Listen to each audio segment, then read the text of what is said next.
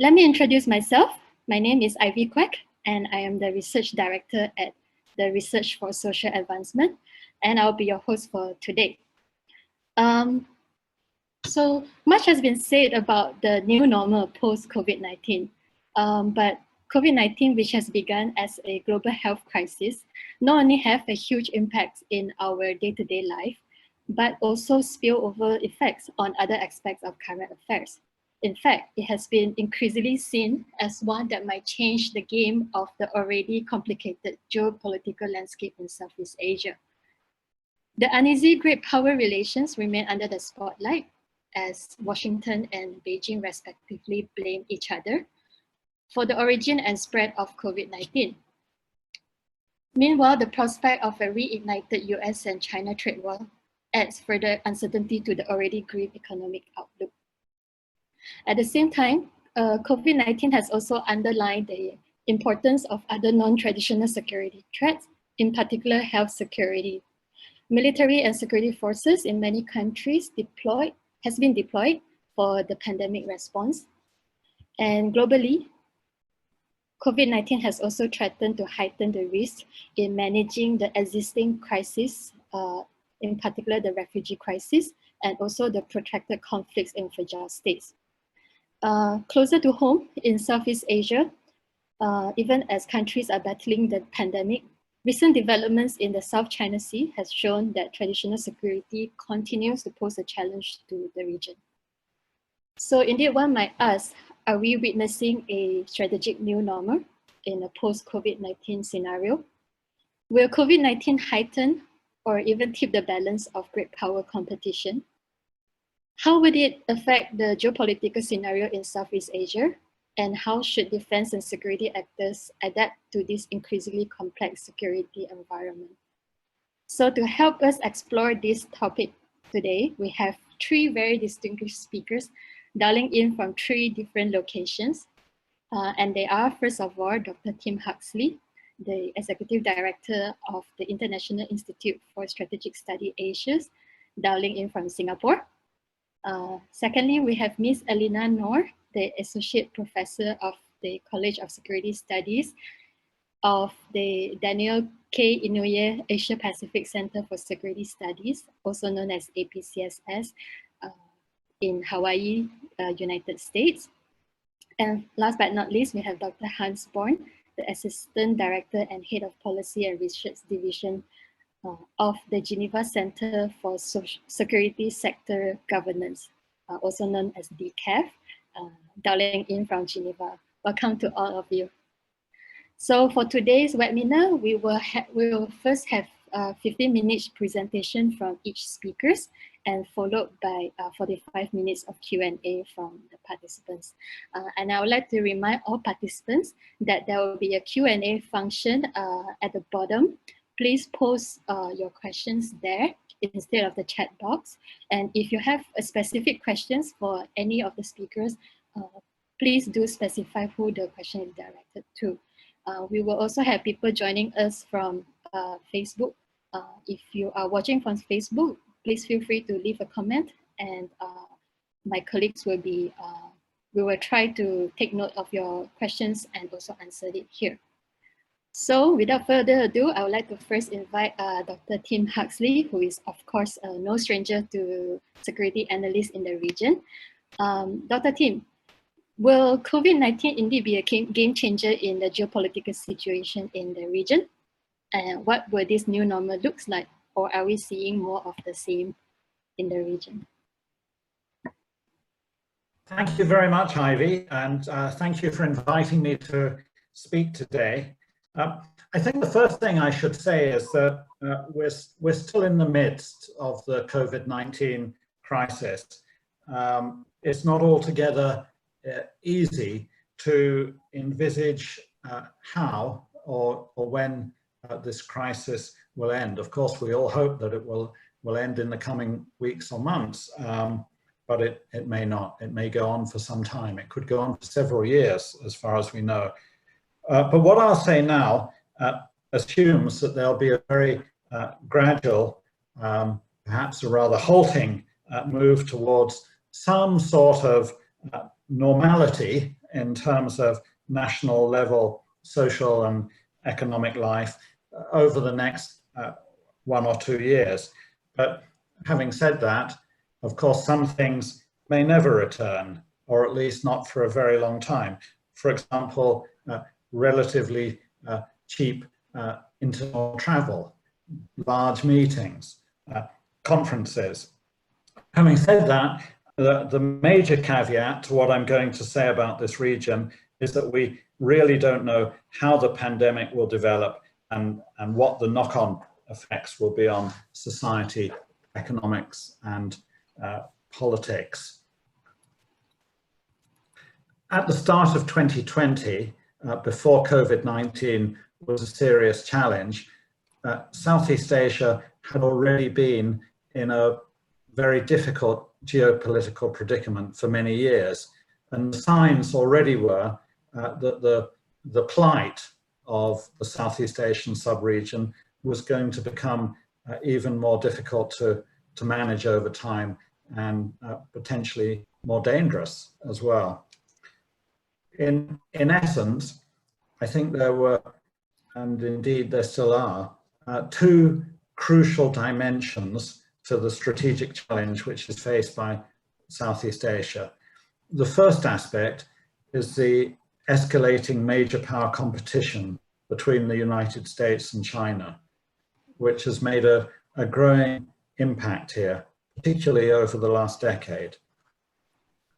While Southeast Asian countries have wanted positive relations with both the major powers, Beijing and Washington have each in their own ways made this an increasingly challenging proposition. They've made it increasingly difficult for Southeast Asian countries. China's economic success has benefited Southeast Asian countries hugely, but its pressure on some members of ASEAN in the South China Sea, on their interests there, on their territorial claims, on their rights to access resources, and also in the greater Mekong region, not to mention Chinese political interference in some Southeast Asian countries, have all generated widespread wariness in this sub-region over China's policies and intentions. And unfortunately, China has increasingly come to be seen in parts of Southeast Asia as a rather dangerous revisionist power. At the same time, the United States is widely recognized as having played a vital long-term role in regional security as what you might call a balancing power. But under the Trump administration, it's become less predictable. It's become more transactional, more demanding. And at the same time, for much longer, there's been a deeply rooted sense in Southeast Asia and the wider Asia Pacific that the relative power of the United States has been in decline. And together, all those factors have tended to undermine US influence and have made it seem a less reliable partner. And there's particular concern, major concern in Southeast Asia over the potential fallout from the United States' increasingly intense economic competition with China, and indeed potential decoupling from China economically. And that's worrying in this region, because if Southeast Asia's economy is significantly undermined as a consequence of that, Southeast Asia, with its really important economic links with China, can only suffer. So the second aspect of Southeast Asia's strategic challenge, I think, is from within. It's the evident inability of Southeast Asian governments to forge strong common positions on key geopolitical issues. And there is a regional security architecture, the ASEAN-centered architecture, that they could and arguably should be using for that purpose. This weakness means that Southeast Asia is at really serious risk of being caught up indefinitely on a long-term basis amidst major power competition, with individual states coming under ever-increasing stress as they attempt to maintain some sort of semblance of balance in their relations with the major powers. And that's only going to become more difficult over time. So this in brief is the, as I say, two-dimensional predicament in which Southeast Asia found itself at the start of this year, before the COVID-19 pandemic. The question here is how the COVID-19 pandemic has impacted on Southeast Asia's strategic equation. The answer, I think, is that COVID-19 has accentuated the regional predicament, but at the same time hasn't fundamentally changed it. Any hope that the pandemic might provide some sort of respite from strategic competition has been misplaced. China has not slackened its pressure on Southeast Asia. Indeed, the signs are that it has attempted to take advantage of Southeast Asian states' preoccupation with countering the pandemic, and also has taken advantage of the compromising effect of COVID-19 on the naval readiness of the United States in the region. And as a result, China has heightened its pressure in the South China Sea. And meanwhile, the United States has used China's allegedly inadequate and even deceptive handling of COVID-19 as another instrument in its strategic competition with Beijing. There are growing indications, indeed, that the United States is seeking not only to compete with China economically, but also to attempt to undermine the legitimacy of the Chinese Communist Party domestically. So the next question is, what should Southeast Asian governments do in these circumstances? I think a preliminary point here should be that Southeast Asian countries' capacity is going to be constrained in some ways by the impact of COVID-19 on their economies, on their societies, and on domestic politics. Southeast Asian governments will be under pressure to focus on reviving damaged economies and on boosting their health sectors in readiness for future waves of COVID-19 and or perhaps other pandemic threats. So resources for their armed forces and even for diplomacy may come under pressure. And there may also be a tendency to focus domestically rather than regionally or internationally. But I suggest that in order to buffer their countries against the dangers posed by major power competition and its impact on the sub-region, they could take three important steps, which I'll spell out very briefly. As a matter of urgency, they could inject new life into ASEAN as a regional institution with a geopolitical as well as an economic purpose, to make ASEAN a more effective vehicle for promoting the strategic autonomy of Southeast Asia. It might be necessary to adopt an ASEAN -1 or even ASEAN -2 approach, for example, with regard to establishing a South China Sea Code of Conduct that protects Southeast Asian interests. Secondly, they could think more seriously about defense and security cooperation within Southeast Asia amongst themselves, particularly in these areas, in terms of the way they assess threats, their contingency planning, the joint procurement of defense equipment, multilateral military exercises, perhaps establishing a Southeast Asian Defense Staff College to foster common thinking and cooperation within Southeast Asia on defense and security. There is a mechanism, the ASEAN Defense Ministers meeting, which could be used for these purposes, but it would mean going quite a few steps further than governments have thought possible so far. And thirdly, Southeast Asian governments could continue to widen the mix of powers involved in the sub-region's security as a way of mitigating the dangers for Southeast Asia of being caught up in binary competition between the US and China. Wherever practical, further development of security relations with India, Japan, Australia, Republic of Korea, and even perhaps some key European countries would be useful to this end. In other words, to expand the mix of countries involved in regional security. These steps might seem ambitious, steps which enhance ASEAN's role, which strengthen cooperation on security and defense within ASEAN, strengthen cooperation with medium powers in regional security. But the alternative to taking those sorts of steps could be that Southeast Asia becomes ever more exposed to the dangers of major power competition and interference, leading to division between constituent countries in Southeast Asia and perhaps even within them. Thank you very much. Thank you very much, Dr. Tim. I think you gave a very good overview about how COVID-19 has accentuated the challenges that we have faced in the region.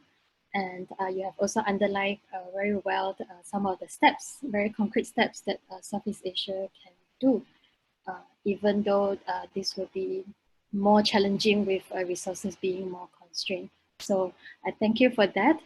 And I will now pass the time to Elena. Elena, as a Southeast Asian who is now based in US, would you agree with what Tim has said about the intensifying great power relations in the region? And what do you think would be the policy options for Southeast Asia countries? Thank you, Ivy. And thank you, REFSA, for this opportunity of bringing us across 3 different time zones together to talk about Southeast Asia. Tim has very comprehensively laid out the challenges and options to respond. Let me offer some of my thoughts, just piggybacking off of what Tim has already outlined. But before I start, let me just preface my remarks by saying that my views are strictly personal and they're not to be attributed to any of the institutions I'm affiliated with. As you pointed out, Ivy, I speak as a Malaysian and a Southeast Asian analyst. So I have 3 points to make. First is that this strategic new normal is actually the old normal on steroids, right? So the strategic new normal that we think of is actually an intensification of the old status quo, as Tim pointed out. If we remember a time BC, right, before COVID, there were already ruptures in the bilateral relationship and most significantly in the areas of trade and technology. And this was really cemented on the US side by the National Defense Strategy 2018 declaration of strategic competition now being priority number 1 for the US over and above others, including terrorism. This and questions about US leadership and multilateral institutions, as well as commitment to its allies and partners in the region under an America First policy, of course, gave considerable concern to many in Southeast Asia. And what we've seen with COVID-19 is that this pandemic has simply exacerbated those cracks.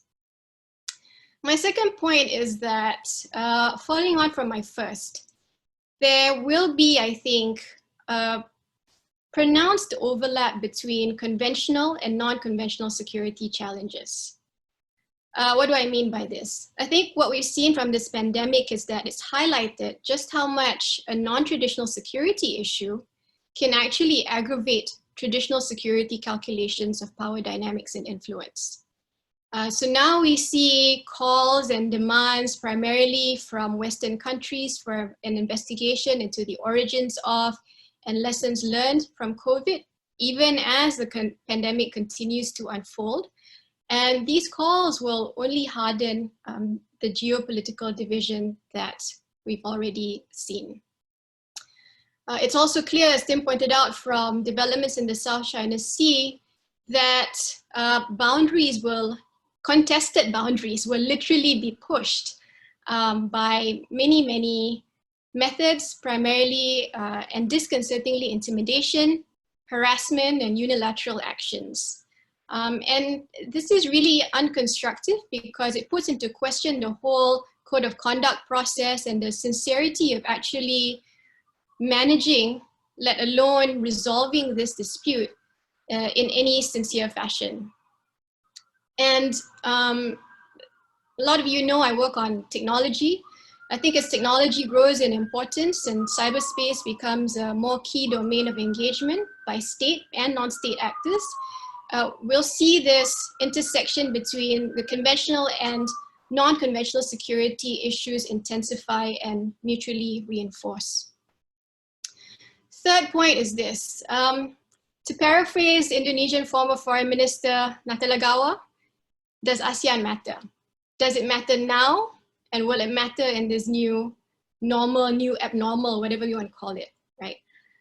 After about 50 years of incremental rules-based institutionalization, and ASEAN has come a long way in that sense, it would be difficult to imagine a region without ASEAN and a region where ASEAN does not at least try to play a central role. Especially in this time of strategic competition, ASEAN can and must continue to champion the foundations upon which it was founded: multilateralism, amity, cooperation, and respect for international law. It's fine to talk about a rules-based order, but I think we've seen examples where this rules-based order needs more clarity, more clarification. And I think we need to go back to the basics of talking about respect respect for and adherence to international law. And so therefore, ASEAN must provide a platform for multilateral engagement, yes, but it must also offer thought leadership rather than acquiesce to thought followership, which I think unfortunately has been the case for many years. ASEAN has sometimes been subsumed by the policy agendas of major powers, and it somehow needs to craft a position of leadership for itself among these giants.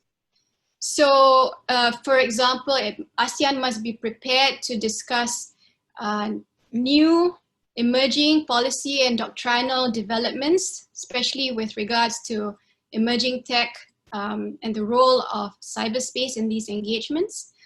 And especially since these hybrid challenges, these conventional and non-conventional security issues coming together in intersecting domains in the maritime and cyber spheres, for example. And we'll have to do this under greater budgetary duress, as you pointed out, Ivy, particularly with the fallout, the economic fallout of COVID. So ASEAN must matter to its governments, yes, but ultimately, and I think we often miss this point talking about the strategic big picture, ASEAN must also matter to its people. Now, ASEAN has convened several meetings in the midst of COVID, but I don't think that the normal person, the regular person on the ground in any ASEAN country can really feel the impact of ASEAN, even though ASEAN continues to proclaim itself to be people-centered and people-oriented. Because ASEAN will only matter to its governments if it matters to its people. And so while we talk about the strategic big picture, we also need to think about how ASEAN will relate to its people.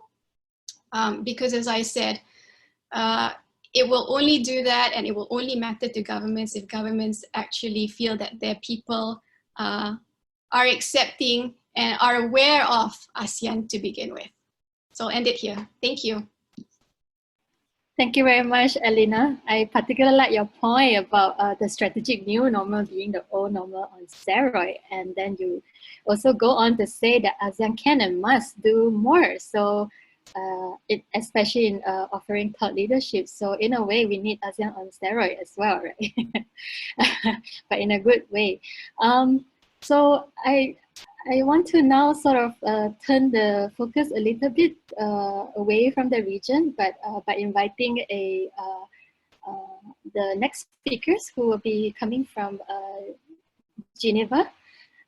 So Dr. Hans Born, I know that you are an expert in security sector governance. So as the defense and security actors find themselves having to deal with more with less, so with more complicated, more complex security scenarios, but potentially less resources.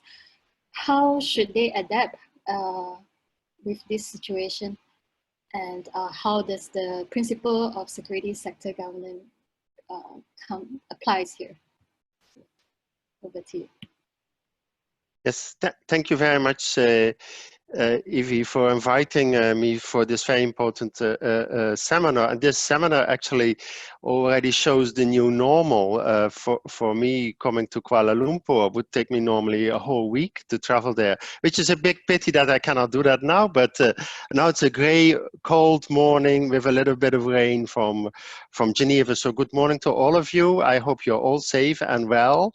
I'm based here in Switzerland. Here the new normal is pervading all parts of society. It's not only the security sector or the politics, but also the schools, which have just opened here yesterday with halved groups, shops where everyone is checked before they go in, hands are disinfected, they're counting how many people are in, and it is in all our lives. So we have then also to see what is then this new normal for the security sector and its governance. So for those who don't know me or DCAF, we are an international foundation based in Geneva. We have 65 member states, including in Southeast Asia, and our mandate is to improve effective and accountable security sector. So we're having that in mind. I'm looking now a little bit at the impact of COVID-19 on the security sector and its oversight. And I do that from across the world. So I have not a specific here Southeast Asia focus. So I think we can do that a little bit in the Q&A. And I do it more or less in a descriptive way. So I'm not going to say what should be done or not be done by states in Southeast Asia. That is something for the discussion and for the participants. So yeah, first of all, I would like to turn to the security providers itself. So in the security sector in this COVID-19 crisis, often deployed as a sort of first responder in times of emergency, and they are now doing jobs in many countries which they are normally not doing. They are called to tasks and responsibilities that are a little bit outside the usual scope. So, for example, in many countries, including here in Switzerland, they are now out of the setting helping to support the logistics of hospitals, setting up hospitals. They use their airlift capacity to bring in equipment from abroad into the country. And the police normally, they are always there to survey and to support public order, but now out of the sudden they have enlarged powers in these whole lockdown situations. So you see, and with intelligence services also, they are called in many countries upon to protect the critical health structures, for example, against cyber attacks.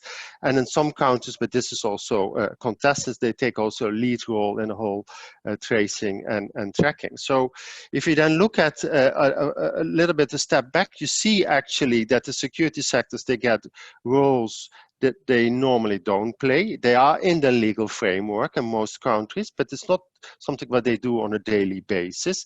And the second thing, they're endowed with enlarged powers. So, for example, until yesterday in my neighboring country in France, the police could stop everyone who's outside the house with a valid reason and a paper, and they could find people, and they have given millions and millions of fines to their people. So this brings actually, so they got more powers, much more powers than normally, and also they are doing tasks which are for them a little bit unusual. This applies particularly to the military, who's normally not so involved in this. So I think this would mean this and then there are also some knock-on effects. So in some countries, the COVID-19 crisis also impacts on the readiness of the security sectors. If you look, for example, in Belgium, there the military day-to-day operations have greatly been affected by COVID-19. All internal travel, not deemed mission critical, have been banned. Large-scale field exercises have been cancelled. Daily training activities have been cancelled. And also recruitment stations have been closed, and education in military schools have been suspended. So you see, COVID-19 has then a dual effect. And on one hand, it gives more powers. The states have given more powers to the security sectors than usual. They do things which is not in the normal repertoire, and also it also affects on their normal tasks, so to speak. So I think what would be here the new strategic normal, if you look at it from a good governance of the security sector perspective, this would require now that we make it ourselves for the long haul, because this pandemic is not over, will continue for a long time, and there will be other pandemics coming up. And we see, as previous speakers have seen, we see COVID-19 as an emerging security challenge. And emerging security challenge is transnational. It doesn't respect borders. It also doesn't require basically a military response. So it is like security sectors are supposed to play a role, but it's not a natural fit. It's a difficult fit. And I think this would require that security sectors and the states, the governments would review whether the national security policies have sufficiently addressed these type of emerging security challenges. So you would need to look at the regulatory framework of security sectors and whether that is up to date sufficiently. They would also need to look whether they are sufficiently equipped and trained to deal with this. For example, the police in my own town here in Geneva, there was not enough protective gear in the beginning. And so many police officers were afraid they will be themselves affected. And then there was a greater concern from society that then security personnel would be in turn becoming the spreaders of the disease instead of protecting us. So this is something we need to look at. We need to also look at the equipment. So is there sufficient equipment available within the current budgets? So, and then the last thing is what I would like to say here. We have to be also mindful that this is a health crisis. It is not predominantly a military crisis. So we should be careful that the final authority in these things are in hands who have the expertise about this, and also under proper civilian authority. So this is a debate in many countries, like in this tracing and tracking, in which security intelligence services have a great expertise. But would it be appropriate within current legal frameworks to give them the lead there, or should it be health officials who would have the last and final words on these things? So this is about the security sector, the security providers. Now, for the second point, I would like to turn to the overseers, those who are supposed to hold the security sector accountable to exercise oversight. So I'm looking here at ministries, parliaments, independent oversight bodies such as human rights commissioners. And actually, while also most of our listeners looking at the security providers, but the biggest hit are being endured by the oversight bodies. In many countries, parliaments have seen a slowdown of the oversight function. They don't meet as often as they did before. If they meet, is under very severe restrictions. So, for example, in my own country, I'm from the Netherlands originally, that the parliament convenes every 3 days a week, and that is reduced to 1 day in a week. In this 1 day, they only talk about COVID-19. So they have no time to deal with other matters. So we have to think about that oversight bodies, they have they're gathering less, they don't meet, so much less than before, and they are looking now to alternative ways. So how to cope with this? So that means like that you see that in many legislatures, such as in Albania, Colombia, and Brazil, and the Maldives, This is what we have learned from the Interparliamentary Union, who are recording data on this. They have adjusted their parliamentary procedures, and those parliaments work remotely and convene virtually. So this is crucially important because these security sectors who are now playing a role in the COVID-19, the military in most countries can only play a role if there is a state of emergency is declared. And of course, to the constitutional framework, the parliament needs to be involved there as the voice of the people to check the government whether the state of emergency is valid, and not only the start of the state of emergency, but also when and how to end it. So I think so. So you see actually that in times of crisis like this, security sectors get more powers, they get unusual powers, and that would require that would be matched with equally more oversight. But the opposite is the case, that there is less oversight. And that also is the case for independent oversight bodies who deal with complaints from citizens, like in Malaysia itself, they have the Commission for Human Rights. So sadly, in Malaysia, one of the commissioners who's dealing with the security sector got himself got ill because of COVID-19. So that also happens. They're also subject to this disease themselves. Non-essential staff doesn't come to office. So you see here, actually, as with parliaments, that these independent oversight bodies, they are increasingly digitalizing their work. So online filing of complaints, online monitoring procedures. This is something that they are looking at. And if you look at civil society organizations, so in many countries, they are not allowed now to demonstrate, the streets are closed, so you see that their role is also greatly reduced. They are watchdog to keep us awake what is going on, but they are less able to raise their voice because of the limitations of their rights, which is all limited for us. And then you see in this void that sometimes the government, they take it and they try sometimes to push through legislation because civil society is more or less silent. So we need to look at this point as well. So this is about the oversight bodies. Their role is reduced. Well, we would need them more than ever. Whereas the security providers, they are the first line responders, and they do unusual work with increased powers. Then I would like to make my closing remarks, but also what Mrs. Noor said, and what I also discussed with other experts, is actually that the COVID-19 crisis actually magnifies things. So in those states with authoritarian tendencies, they become more authoritarian. In those states where the military already had a lead role, it becomes even more than ever.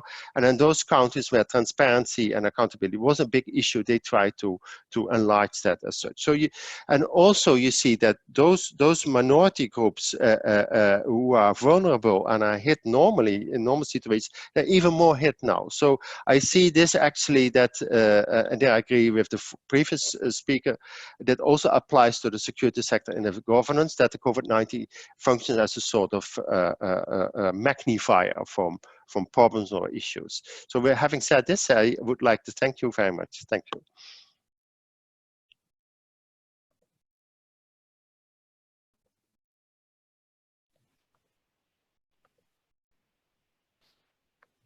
Okay. Finish? All right. Thank you very much, Dr. Thank you very much, Hans. So having heard the three of you, each giving very amazing presentations, if I may, I feel like we are actually talking about very different sets of challenge, and if I may sort of summarize it into three, there is a challenge for the ASEAN, the Southeast Asian states, to be able to manage the conflicts, and we have sort of established that we will be seeing escalations in the great power competitions in the region.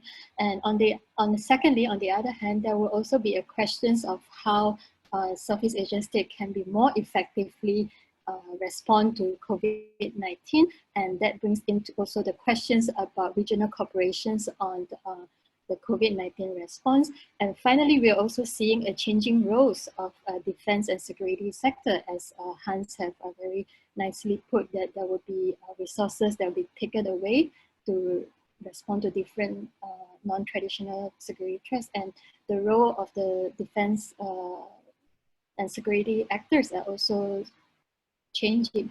So we've also talked a lot about ASEAN, what ASEAN can and must do. Elena has talked about ASEAN having the thought leadership, and Tim has also talked about how ASEAN must also have more flexibility, and in particular I was very drawn to the idea of ASEAN -1 or even -2, and you have also proposed the idea of having more corporations under the ASEAN Defense Ministerial meetings, and even the idea of having a staff college.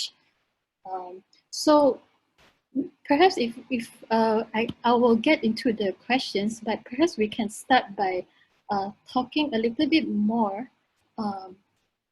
about the role of ASEAN in managing the conflicts.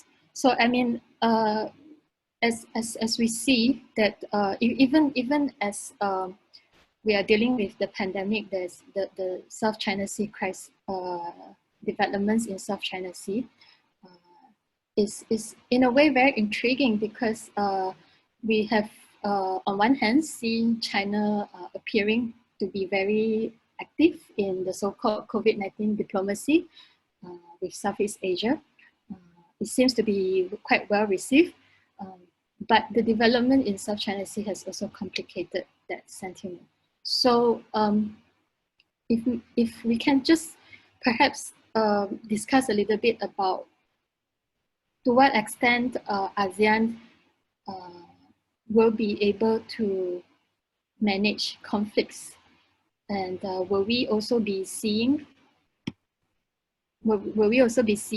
a I think there's a questions here from a participant, and the question that he asked was whether we will be seeing more Chinese belligerents in South China Sea.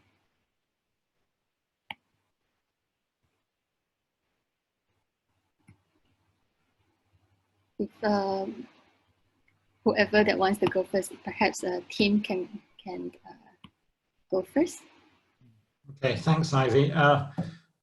Well, I think the fact of the matter is that unfortunately over the last few weeks there does seem to have been more activity on the part of China in the South China Sea, and that China has been pressing on the interests of those Southeast Asian countries which have economic activities and occupy features there. And this is continuing a trend which began very soon after Xi Jinping became China's leader in late 2012. So what we've seen over the years is escalating and diversifying Chinese pressure and activities. I think what's often not recognized is that this is not just a question of China being difficult and antisocial in the South China Sea, that there are almost certainly very important Chinese strategic objectives behind this pressure on Southeast Asian states' interests. That doesn't justify it, but I mention that to emphasize that this is a long-term trend. It's a reality in the region, and perhaps it would be unrealistic to think that because of COVID-19 somehow the Chinese would slacken off their pressure out of consideration for Southeast Asian countries. No, I think they have major strategic objectives, and they will look for opportunities to pursue those strategic objectives. Now, that doesn't mean that just because this is a long-term reality that Southeast Asian countries and other countries which have important interests in the South China Sea, for example, those countries which value freedom of navigation and free use of airspace, should somehow back off just because China is asserting its interests. There's a long-term competition underway there, and it has naval and paramilitary elements, and it has economic dimensions, it has legal dimensions, has strategic dimensions, and it's important that ASEAN countries work together to protect and promote their interests there. And unfortunately, moving on to the question that you asked about whether ASEAN can manage conflicts, unfortunately, although I agree with what Alina said, that it's difficult to imagine this region without ASEAN, and without ASEAN playing an important role, because we'd all be much worse off without ASEAN. But ASEAN has not been particularly good at managing geopolitical challenges, particularly in the South China Sea. In fact, ASEAN has manifested a rather weak position. There's clearly lack of coordination amongst ASEAN members. There are differences even between those ASEAN members which have claims and occupy features and have interests in the South China Sea. So ASEAN countries, if they want to protect their interests, they need to cultivate a mentality which stresses working together, commonality, hanging together or hanging separately. Because if they don't, that escalating Chinese pressure in the South China Sea is really going to disadvantage them and bring major problems in the future. So ASEAN countries really need to get their act together and make ASEAN a stronger vehicle for security collaboration and coordination.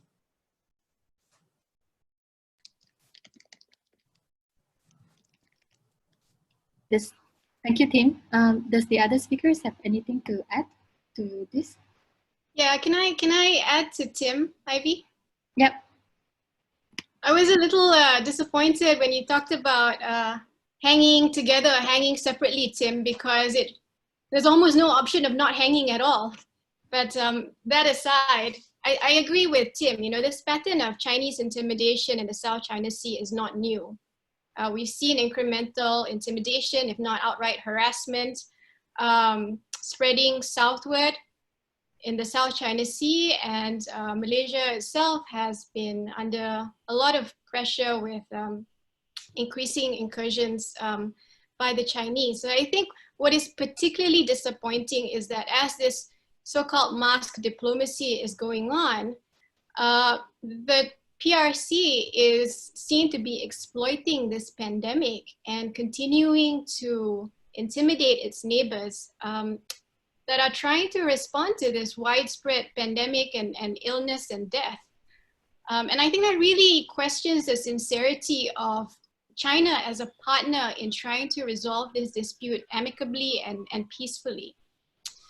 I also want to address Dr. Sharifa Alatas's point. So I sense a lot of frustration from her, and hopefully this will allay her slightly.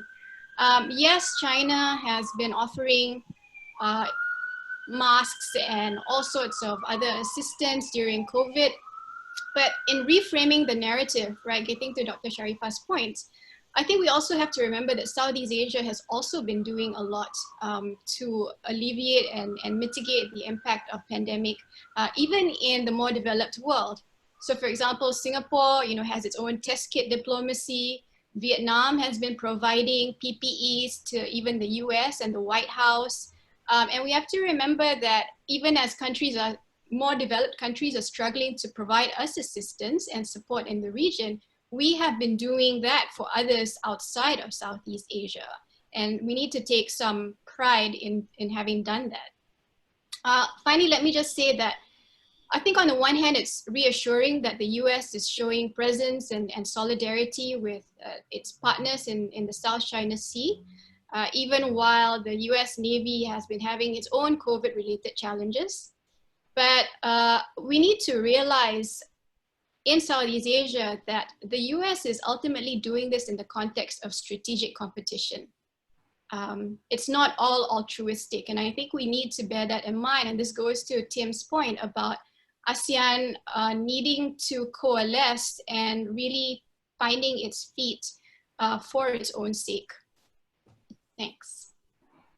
Okay, thank you, Elena.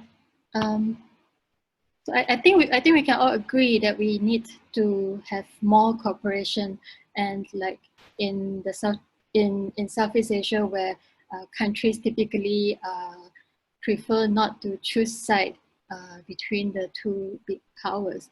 But I wonder if cooperations it is still possible under this current climate where there seems to be very antagonistic exchanges between the two big powers. And so I think here I want to also bring in the bring back the focus a little bit about Dr. Hasley's point about bringing a wider mix of players into the region. And here there is a questions for you from Yi-Zhong.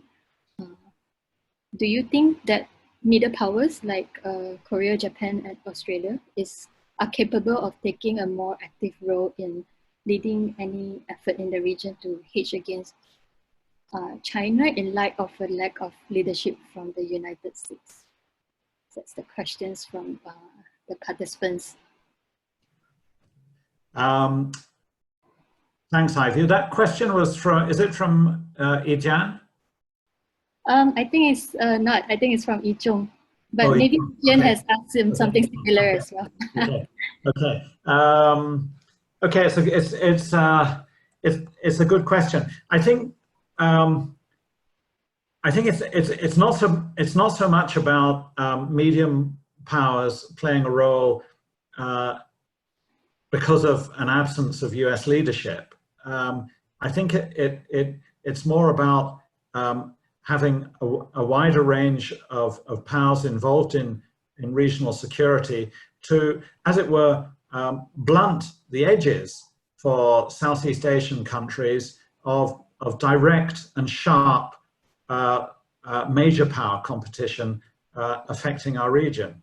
So there is an increasing danger that many have identified of Southeast Asian countries feeling obliged to take sides as US-China competition becomes more pronounced and more sharp-edged, more black and white competition.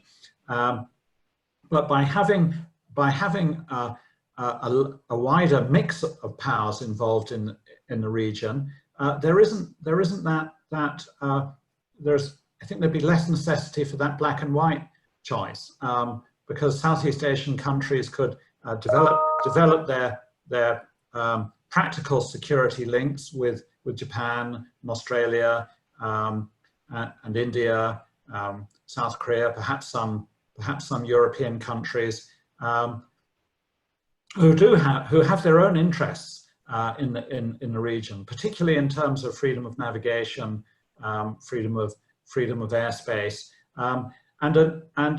yes, some of them are US allies, but they're also in many cases countries which have themselves good relations with China. So it's a way of mitigating and, as it were, graying strategic competition in the region, and giving Southeast Asian countries more choices, and helping them to avoid the need for direct alignment with either of the major powers. Okay, thank you. Okay. I think the other aspect that I want to explore is also about, obviously COVID-19 is still going to stay around, and we will need a more robust and strong response for Southeast Asia countries. So we have seen that ASEAN is trying to take some steps. There was a special ASEAN summit that was convened, but it was also convened under the framework of ASEAN +3. So I'm just wondering, how do you see the cooperations on the pandemic issue in the region going forward? And here I also want to bring in another question from Huang Letu. And her question is about how do you see ASEAN emerging from this pandemic crisis? How can it be more relevant to its people? What an intergovernmental body can do at these phases of the crisis, especially given the complexity of jurisdiction in terms of lockdown, etc., and also the non-interference principle.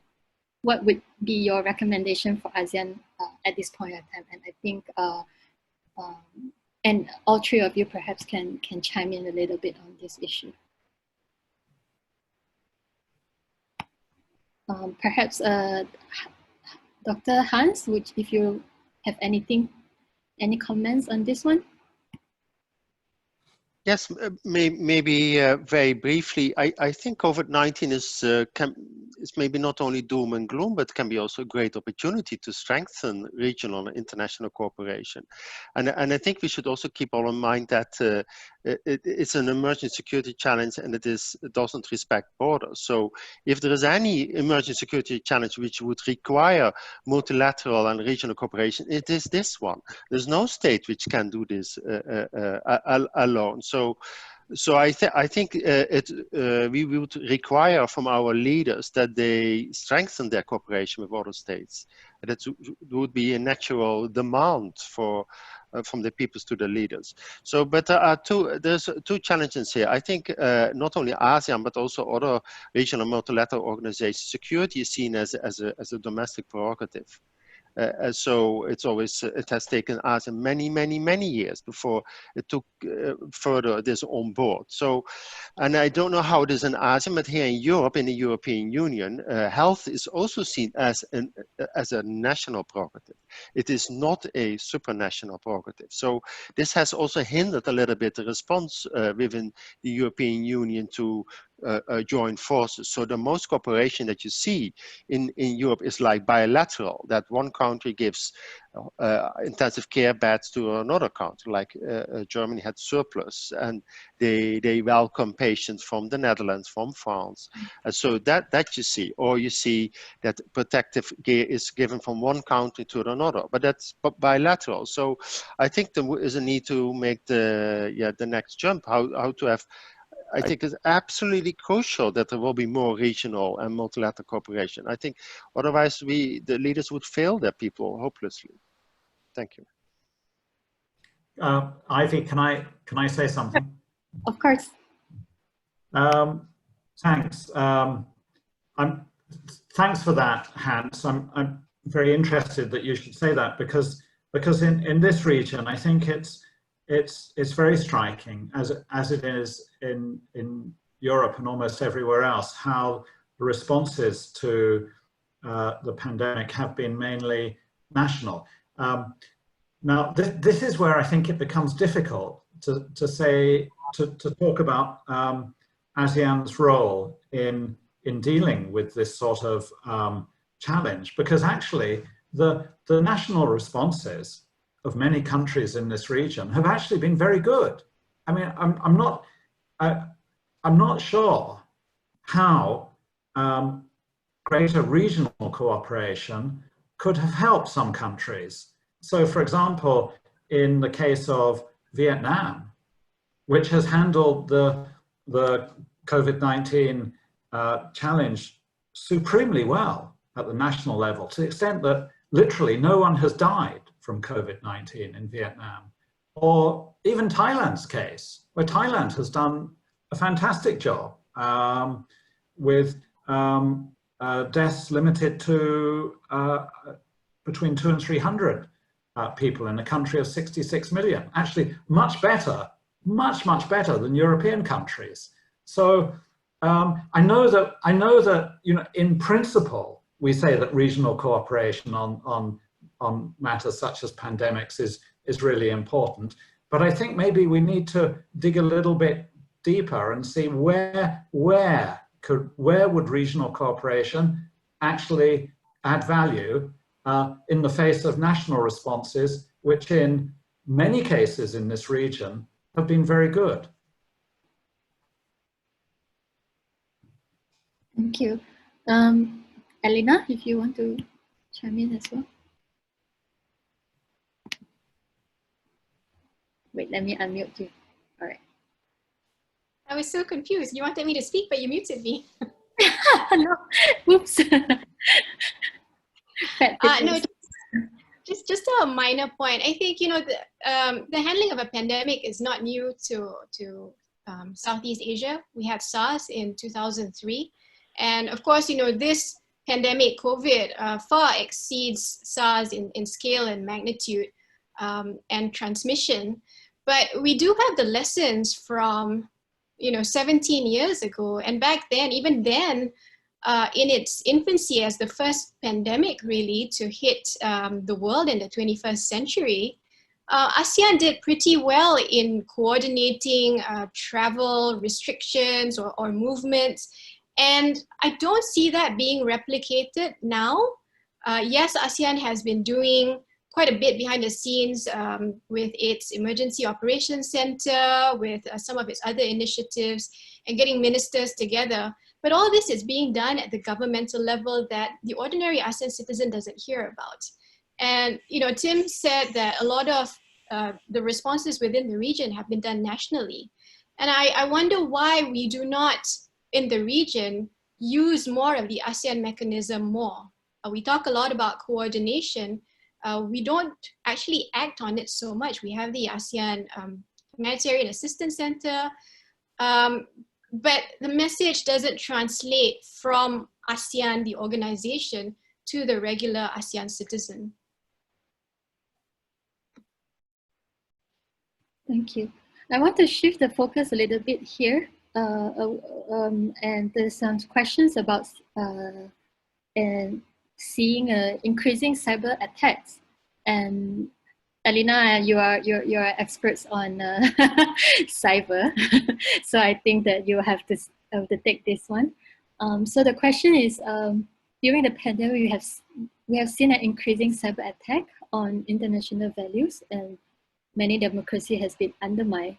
How do ASEAN countries view these issues? So that's one question, and I think the related question is also about the surveillance and the controlling over its citizens over this pandemic. What is the impact to ASEAN and the region?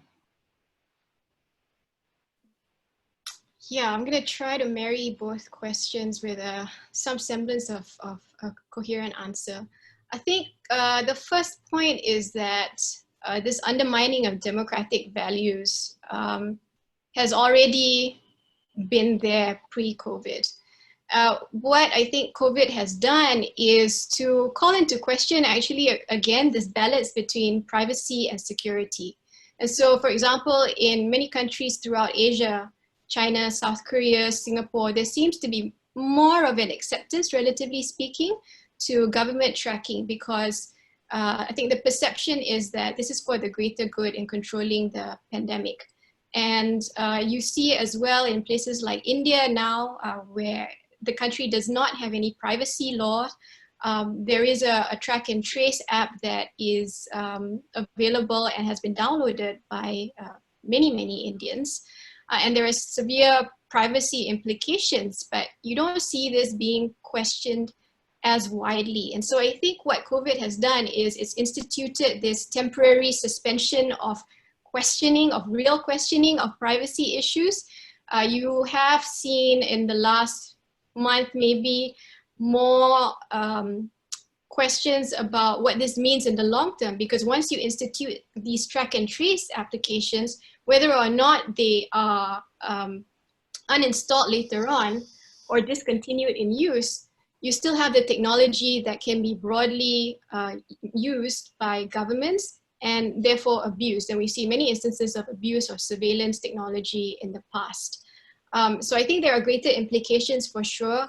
This is something that I think ASEAN countries will also need to work together at least having this discussion. And I'm not sure how ASEAN member states are going to have this discussion, because the issue of cyber does not fit neatly into any one of the three ASEAN pillars. Maybe political and security, but it also has economic implications. Again, this will have to be a cross-cultural or cross-pillar issue to be discussed. Dr. Hans, I'm interested to hear your view, especially on the questions of surveillance. And also, I think there's questions about the securitization of the pandemic, whether that is something that is appropriate.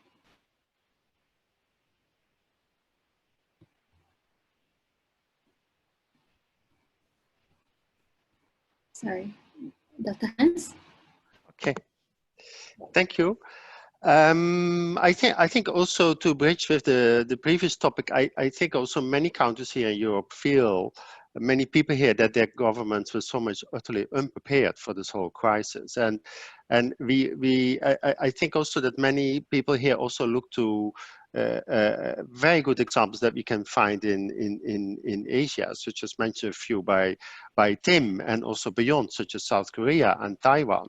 And there's a feeling here, that they were way ahead of the curve, as opposed to many countries here. So if we come to this particular issue of tracing, this is actually what we saw in mass scale, particularly starting, was it like 4, 5, 6 weeks ago, that these things came up also from China, that there was widespread tracing and tracking of their citizens. So, and you see now the first phase wave of COVID-19 is over here in many countries in Europe. They are now thinking about, they are loosening the lockdown, and it is then said we need some tracing and equipment to see, to avoid that people would in this next phase would then transmit the disease. So I think there is a sort of sense that such a thing is necessary, but it is also at the same time said that we have to be careful how this then would work. Because you would also otherwise get in a situation that a government would be able to trace and surveillance its citizens, which actually under communism no other state had. Even East Germany, with the most elaborated secret service, wouldn't be able to trace and track people as much as governments would be able to do now. So there's now really debates here in many European states how this can be best shaped, under which controls and safeguards. And so I think there's by and large what I hear, that this is something which should be led by health authorities, this whole surveillance and tracking thing. This is and the security sector should be subsidiary here. They shouldn't have a lead role here.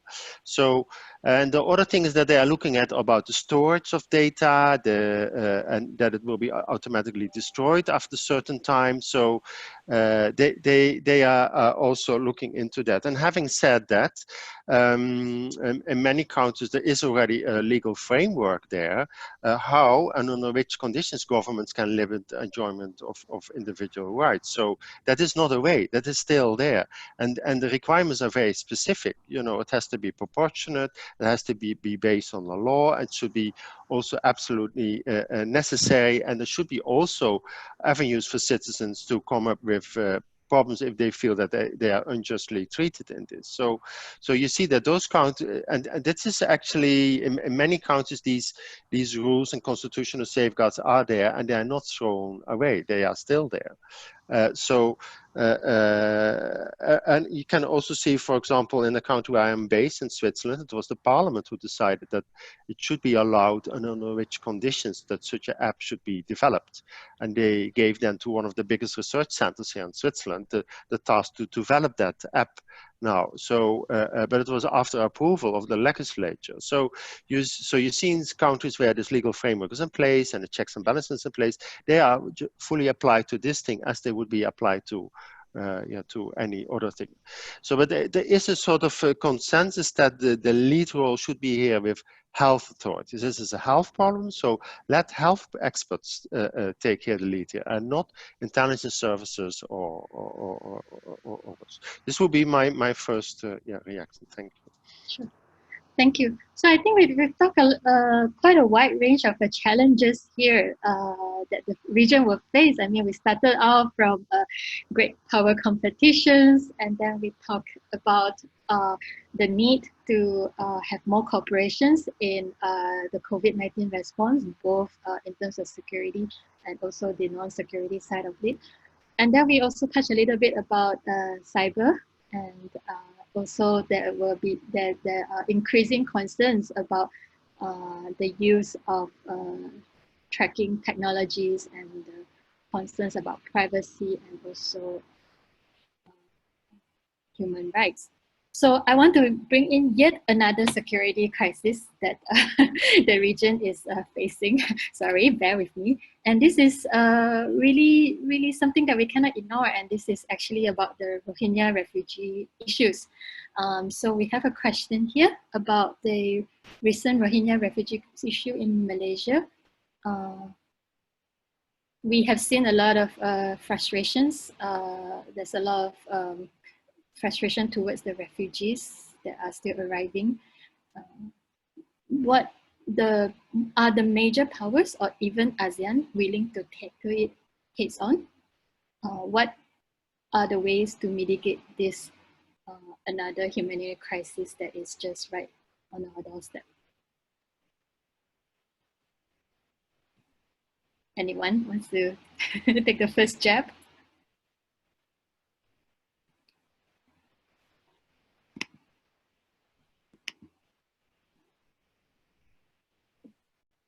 All right, I'll go. If only there were an easy solution. Again, the Rohingya crisis is about at least 3 generations old, right? And we haven't been able to find an effective nor satisfactory solution. It's, as people know, it's extremely difficult to talk about this in ASEAN because the source country of this problem keeps stonewalling and denying the existence of the problem to begin with. So as a result, what you have is a number of ASEAN countries having to bear the brunt of these migrants who actually want to return to Myanmar, but are unable to. And this is why I say ASEAN doesn't actually touch the lives of its citizens even during this pandemic. Because in the middle of COVID-19, as you pointed out, Ivy, there is yet another crisis. It's a humanitarian come security one. And ASEAN has been silent on this. Unfortunately, in Malaysia, as we've all seen, there has been this vile and toxic abuse of Rohingyas on a level that we haven't previously seen. And I think part of that is a national problem. And there are many root causes for that. But unfortunately, ASEAN has proven ineffective in really getting to grips with the problem. And I'm actually very pessimistic because I think by the time we actually arrive at a satisfactory solution, there may no longer be any Rohingya left. Sorry.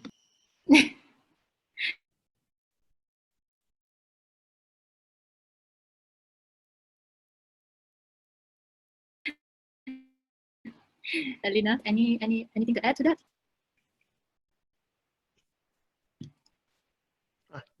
You just got frozen, but I see you again.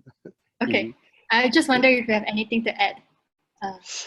I think only from a very perspective of refugees, and which is also a concern here in Europe, that COVID-19 and refugee camps is something which needs our attention, and then to look at how how we can support those in camps who are fallen ill because of COVID-19, and also how to avoid how this will then spill over to the neighboring regions. So this is something really in the mind here also with refugee camps that in Europe are in Greece, for example, and beyond. And here you see that states do work regionally together to address this in terms of equipment, sending medical teams, etc. Thank you. Thank you. Okay, I think we have about 5 to 10 minutes left. So I think that perhaps each speakers can we can wrap up.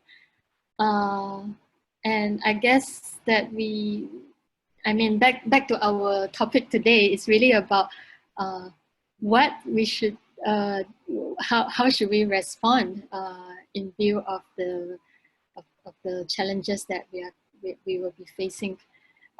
So perhaps Isoju can give a summary of what do you think would be the immediate steps that Southeast Asia should take.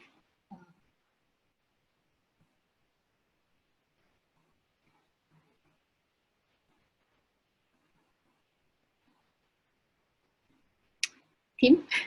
Hi. Maybe I'll start. For me, going back to what I said at the beginning, I think there are real reasons for concern that the COVID-19 pandemic will accentuate the strategic challenges facing Southeast Asia. In my opening remarks, I emphasized the potential importance of cooperation amongst Southeast Asian countries through ASEAN, and Elena did as well. I think the difficulty, though, is how we get from where ASEAN is now to ASEAN playing a larger role. And so it's quite easy to talk about the things that ASEAN ideally should be doing and how ASEAN's role should become stronger, and how it should engage in certain activities that will help Southeast Asian governments manage their major external security challenges, which seem to be getting worse. But how that role will develop, I think is unclear. One thing that I noted that Elena said several times is that, and I agree with this, she said that ASEAN doesn't really touch the lives of its citizens, but it seems to me that unfortunately this really points to the essence of the problem, which is that the governments of the countries that make up ASEAN don't really want ASEAN to have an enhanced role. And they actually, I think, don't particularly want it to touch the lives of their citizens, because a supranational organization, a regional grouping touching the lives of citizens could be seen, and I think probably is seen by many governments in Southeast Asia, as potentially undermining their own role. And this is a problem with regional groupings. I think we have to recognize, and it's evident in Europe too, that there's a tension between regional cooperation and domestic politics. And clearly in Europe, in some instances, as with the UK's Brexit, that reached breaking point.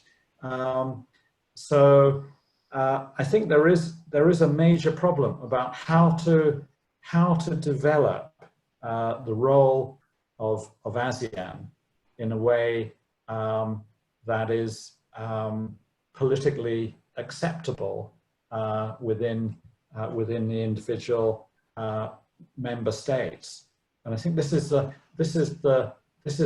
really big challenge for the region, how to develop regional cooperation in a way which is not only practically useful and strategically useful, but which is acceptable in domestic political terms.